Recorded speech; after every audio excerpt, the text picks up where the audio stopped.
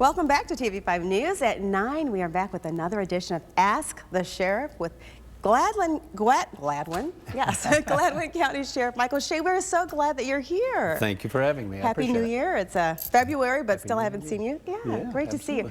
We are talking about today, Sheriff, something that we just keep hearing over and over again. There's so many scams. So there are a lot of them that we're reporting right now, and we know that you wrote an article recently in the local paper all about scams. Tell us about the scams that people really need to be aware of right now.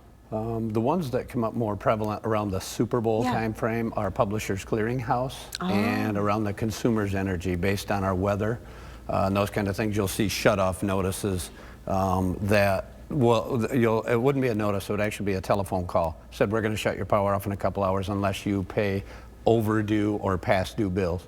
And what you'll find is if you call the number back that the scammers leave you, obviously it's just another scammer. So get out your old Consumer's Energy bill and those kind of things and call the real Consumer's Energy if that kind of thing comes your way. Oh, that's a great tip. Okay, call the real deal. Yes. Now we hear a lot about IRS scams and Social Security scams as well. Now for those who may not know, can you explain what those scams are, Sheriff?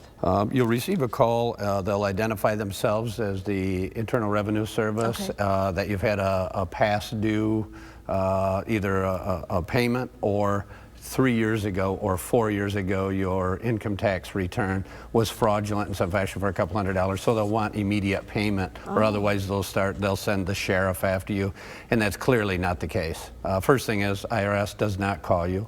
Social Security generally, if they actually did reach out to you, they should already have your Social Security number. Remember, they're calling you. Right. But what they'll do, what the scammers will do is fish for your Social Security number with hopes that you'll give them your Social Security number, and that's more identity theft.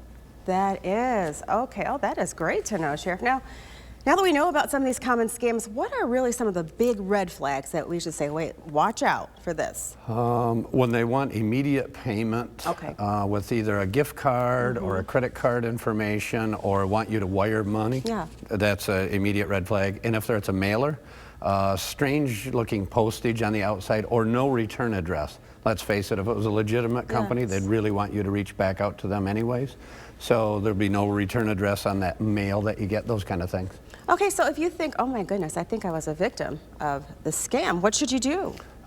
Reach out, if it's an identity theft situation, reach out to your banking institution first so they can put the appropriate safeguards in place.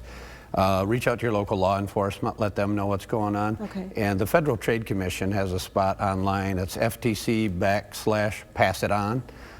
There you can even report those particular scams or get some good information from them about what's going on. So log online, and the Federal Trade Commission keeps a list of the most current scams. Oh, wow. Awesome advice and tips, Sheriff. You've given us so much today to think about and to really keep on our radar. Tell us, there's one last piece of advice that you'd like to let viewers know about.